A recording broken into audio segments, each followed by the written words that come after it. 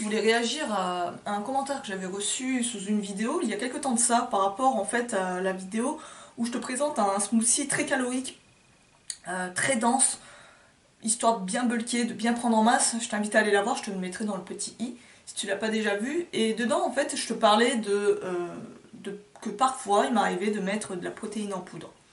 Et un abonné m'avait mis comme remarque qu'il trouvait ça un peu étrange d'allier la méthode de l'entraînement d'un détenu et protéines en poudre.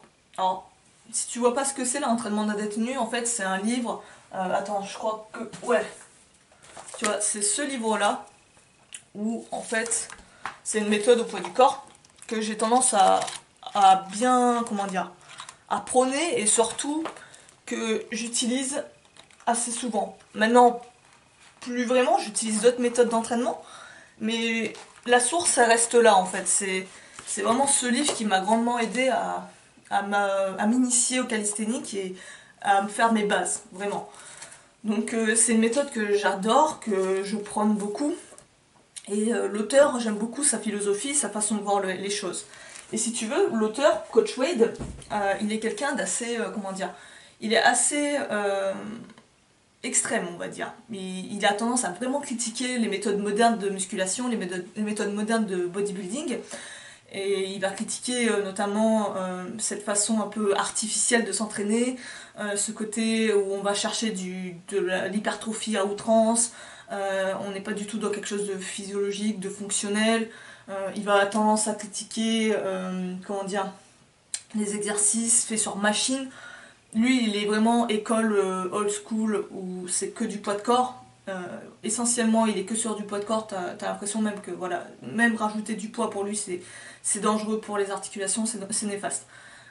Il est vraiment poids de corps. Il aime les choses minimalistes, il aime les choses qui coûtent que dalle. Voilà. Donc dans la philosophie, j'aime beaucoup. J'adore Coach Wade. Et par contre, il y en a, ils pourraient penser que c'est quand même assez outrant, il exagère sur sa vision du poids, du travail avec charge, mais c'est vrai que c'est discutable. On va dire que Coach Wade, il est quelqu'un qui va être assez réticent à, comment dire, à l'ajout de compléments alimentaires dans son alimentation. Il est quelque chose de plus brut, de plus basique. Et du coup, la personne me faisait cette remarque et trouvait ça assez étrange que j'utilisais du coup des protéines en poudre. Surtout que pendant une longue période, j'ai pas du tout voulu en employer, et surtout que je considérais que c'était un produit ultra transformé et que je voulais me cantonner uniquement sur des produits bruts, des produits basiques. Alors, je vais t'expliquer pourquoi en fait j'ai utilisé des protéines en poudre. Alors, tout bonnement, c'est juste pour un côté pratique et dans un souci d'être constant dans ma diète. Donc, je vais m'expliquer. Les protéines en poudre, l'avantage que ça a, c'est que ça te permet de, comment dire, je le vois vraiment comme un ingrédient.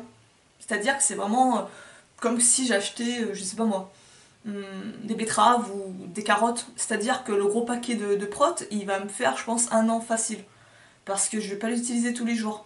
Les protéines en poudre, je les utilise uniquement quand j'ai pas le choix en fait, ou que par exemple j'ai pas eu le temps de faire à manger pour la journée, que je me suis mal organisée et que j'ai besoin de mon totem calorique. Donc, et éventuellement rajouter une source de protéines, de pas sauter ça. Et je l'utilise en fait juste dans cet aspect-là, tu vois, comme un ingrédient.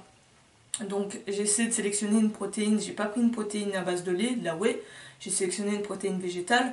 Le lait pose vraiment polémique, il y a pas mal de soucis avec la consommation de lait, je trouve que déjà que j'en consomme assez souvent, j'ai tendance à le consommer sous forme de lait cru, de lait entier. J'essaie de le réduire, mais le lait, ce que j'aime, c'est que c'est un aliment très dense caloriquement, qui est riche en protéines et qui est peu onéreux. Donc ça te permet vraiment de rajouter de la cale pour pas trop cher. Après, j'essaie vraiment de sélectionner du lait de qualité. J'essaie vraiment de voir aussi au niveau du ressenti. Est-ce que j'ai des désagréments? Est-ce qu'il y a des choses qui changent au niveau de mon, je sais pas, peut-être des symptômes qui apparaissent, etc. Des maux de ventre, des boutons, etc. Je fais vraiment attention à ça. Après, comme je te l'ai dit, j'essaie vraiment de le réduire, de pas trop en consommer. Et la protéine en poudre, là, du coup, j'ai sélectionné une protéine végétale. C'est de la protéine de pois que j'ai pris, elle est pas chère. et j'en ai pour un moment. Et au goût, bon, il y en a plein qui diront que c'est dégueulasse, mais moi je m'en fous, je les fous dans les smoothies, ça cache le goût, voilà, c'est neutre, tu vois. Et en faisant ça, ben, ça me permet d'être sûr, d'être constant en fait dans ma diète. Parce que ce qui est très important pour vraiment progresser et voir des résultats, c'est être constant, être régulier dans ce que tu fais. Si un jour tu manges 1000 cales, puis le jour suivant tu manges 3000 cales, puis le jour d'après tu manges 2000 cales, ça va pas le faire. Ça va pas le faire, tu vas pas avoir de changement, tu vas te rendre compte que t'es pas du tout régulier dans ce que tu fais, que ça progresse pas. Et être constant, en anglais ils disent consistency, tu vois, c'est vraiment une clé dans l'entraînement. Je pense dans tout, hein, même quand tu apprends quelque chose. Et être constant dans tes entraînements, s'entraîner tous les jours, s'entraîner tous les 2 jours, tous les 3 jours, ne pas en démordre. Chaque fois tu fais ce que tu as à faire, c'est là où en fait tu vois que tu progresses, tu vois. Et c'est pour ça en fait dans ce souci de respecter, être constant dans ce que je fais, dans ma diète, dans mes entraînements, c'est pour ça que je me suis dit, vas-y, je vais tester, c'est de l'isola. En termes d'ingrédients, c'est très basique. Alors oui, c'est vrai que c'est ultra transformé quand ils pensent clairement pour arriver à de la protéine de poudre, purement que ça. Je sais pas s'il y a que ça dedans, faudrait que je vérifie, mais pour vraiment avoir quelque chose de très isolé comme ça, c'est ultra transformé, mais en termes d'additifs, d'ingrédients et tout, c'est très basique. Donc je me suis dit, pourquoi pas tester. Mais je te le dis, vraiment, c'est vraiment dans un côté pratique. C'est vraiment pas le côté où je vais en boire tous les jours. C'est le côté où quand j'ai la flemme ou quand j'ai par exemple pas eu le temps, et ben je rajoute une petite cup de prot et c'est juste pour avoir mon petit sautum. Au lieu de me faire 3 œufs, au lieu de m'ouvrir une boîte de thon, bah je mets ma cup. Tu vois, c'est vraiment dans cet aspect-là. Après, le deuxième point sur lequel je voulais insister, c'était le côté dogmatique. Alors moi j'étais beaucoup dans ce côté-là, ce travers-là. Je trouve que dans mes pratiques, dans pas mal de choses, j'ai été dogmatique. C'est-à-dire que je ne prenais qu'une seule méthode. Si on regarde mes premières vidéos, je suis essentiellement que sur la méthode Weight, que ça, que ça, que ça. Après je lisais d'autres auteurs, il y a d'autres auteurs qui m'ont plu, il y a d'autres auteurs du coup qui allaient, qui me parlaient mais qui allaient à l'opposé de ce que Weight conseillait. Du coup, tu vois, t'es là, tu te dis putain, vas-y, qui croire et tout. C'est là où tu te rends compte en fait qu'il faut pas se fier à un chaman, tu vois. C'est toujours ça. Dans plein d'aspects de ta vie, hein, les gens ont tendance à faire ça, c'est qu'ils se lient à un chaman et le chaman c'est bon, il va nous dire la vérité, on va être là à l'écouter, à boire ses paroles et dire putain qu'est-ce qu'il faut qu'on fasse chaman, tu vois l'idée. Moi je veux pas rentrer dans ça. Le fait d'être dogmatique te prive de liberté, te fait parfois aussi perdre du temps parce que tu vas des fois rester, comment dire, concentré sur une idée qui est fausse, tu vas vraiment t'empiéter, rentrer là-dedans à fond, alors que c'est pas forcément la vérité. Ça marche pas forcément sur toi, il y a des choses qui vont peut-être mieux fonctionner que d'autres, tu les auras jamais testées et tu pourras perdre pas mal de connaissances, voire de progrès en faisant ça. Donc c'est bien de tester. Rester sur une méthode pendant un temps pour la tester de manière sérieuse, ouais, ok. Mais pas hésiter à regarder ce que font les autres, regarder ce que dit la personne qui dit l'opposé de ce que tu fais, et voir ce que ça fait sur toi. Toujours essayer. Maintenant, je suis vraiment dans cet aspect-là, comme tu vois, je prends des trucs de Wade, je prends des trucs de bodybuilder, old school, je prends des trucs de Pavel, je prends des trucs de travail de force. Là en ce moment je suis en train de lire un blog qui est génial, je pense que je t'en parlerai.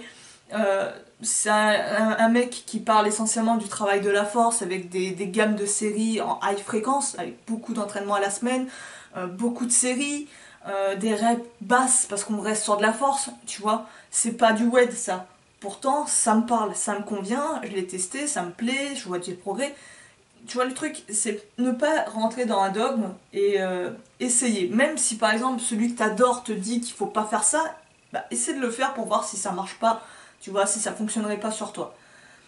Et voilà, ça c'était vraiment le message que je voulais te passer, que je veux pas être dogmatique et que ouais, il y a des méthodes que j'adore, mais que je veux pas, il y a des fois je veux tester autre chose et voir ce qui fonctionne, chercher ce qui fonctionne le mieux, avoir ma méthode qui fonctionne le mieux.